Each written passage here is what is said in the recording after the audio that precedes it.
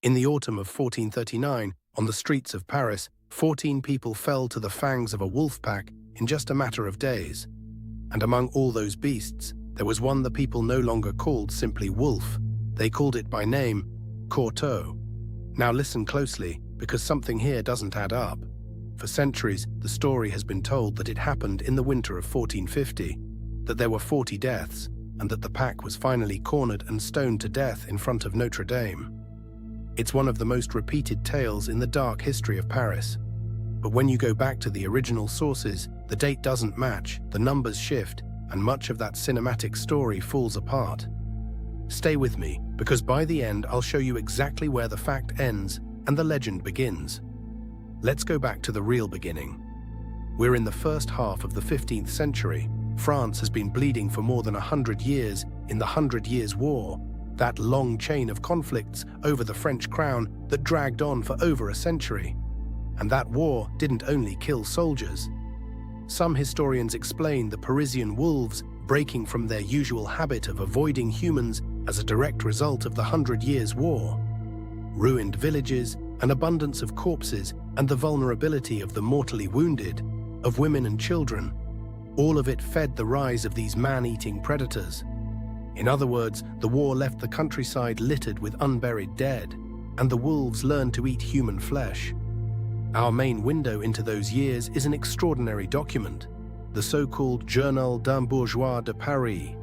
It's an account of the politics, the war, and the daily life of Paris covering the period from 1405 to 1449, and the exact identity of its author remains unknown. It has long been recognized as an invaluable source on life in Paris during the first half of the 15th century, an anonymous witness writing almost in real time, and it's he who records the advance of the wolves. According to that testimony, the problem wasn't sudden. It was an escalation. According to the journal, as early as July 1421, the starving wolves were entering the inhabited areas around Paris to feed on bodies freshly buried in the nearby fields and villages, and at night they crept into the towns and occasionally into Paris itself. First they were scavengers, then hunters. By 1439, the wolves surrounding Paris had grown bold and began to devour human beings, men, women, and children, even attacking shepherds while leaving their flocks untouched. Notice that chilling detail. They ignored the sheep to go after the shepherd. And how did they get in? The answer here is grimly ordinary. The capital's shortage of money was so severe that its vast walls were riddled with gaps.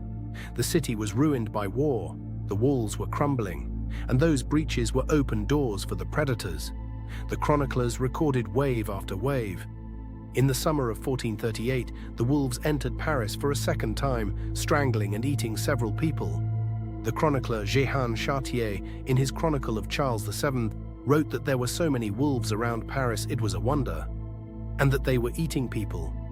In December 1438, they came back along the Seine, carried off the dogs, and devoured a child not far from Les Halles. A child, near the central market of Paris. This is no distant fable, it's an entry in a 15th century diary. And then we come to the autumn that gave this story its name.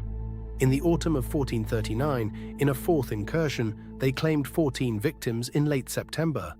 And the Parisians didn't breathe easy until the destruction, in November, of a terrible and horrible wolf called Courtaud, because it had lost its tail. There it is. That's the moment an animal stops being just another member of the pack and becomes a character. According to the journal, the most infamous was a terrible and horrible wolf. It was captured in the autumn of 1439 on the eve of St. Martin's Day, and was said to have been responsible for more deaths than all the other wolves combined. This wolf was missing its tail, and that's why it earned the nickname Courtaud, meaning short tail or bobtail. Some accounts say it was reddish in coat and larger than the rest of its kind, and its reputation spread from mouth to mouth. Courtaud's ferocity was a great public concern in Paris, and people heading out into the countryside were warned, "Beware of Courtaud." Imagine that phrase as a farewell as you pass through the city gates. Not safe travels, but beware of the wolf. And how did it end? The journal itself describes the scene. When the beast was finally captured, they placed it on a cart with its jaws held open and paraded it through the city.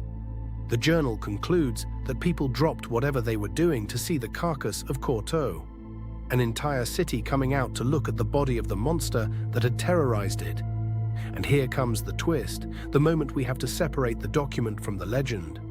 Countless popular versions repeat that all of this happened in the winter of 1450, that there were 40 deaths, and that the Parisians lured the pack into the heart of the city to stone it and finish it off with spears in front of Notre Dame. It's a powerful image. It's the one that has circulated through books and websites for decades. But look at the dates the French sources and the diary itself give us. Courtaud's capture was not in 1450. The famous and dreaded Courtaud was killed by the inhabitants on November 10, 1439, 11 years before the legend's official date. And the Journal d'un Bourgeois de Paris itself, our primary source, runs only to 1449. It doesn't even reach 1450. And what about Notre Dame? Careful there.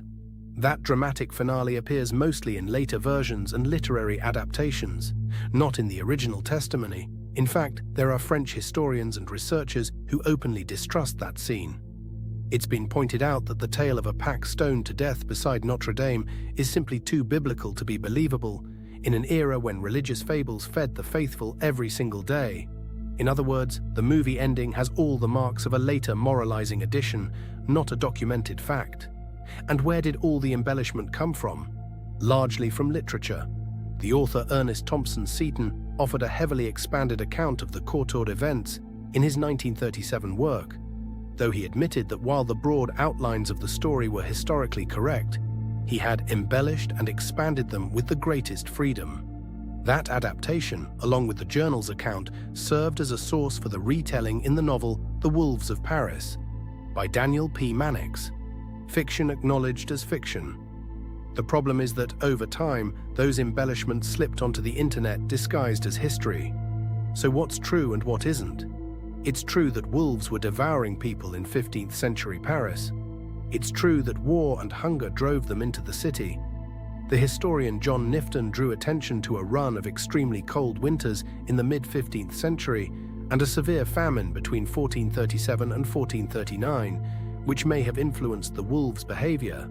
It's true that there was a tailless wolf named Courtaud and that its carcass was displayed through the city. What's doubtful, or outright legend, is the date of 1450, the neat round figure of 40 deaths attributed to that particular pack, and the final spectacle in front of the cathedral. And the wolf problem didn't end there. Far from it. With the arrival of Louis XV on the throne, mass wolf hunts were organized, and in a 6-month period in 1461, 227 wolves were officially killed in the Viscounty of Paris. 227. That figure is documented, and it says more about the real terror of that age than any invented scene ever could. Because the truth in the end is more unsettling than the legend. No supernatural monster was needed.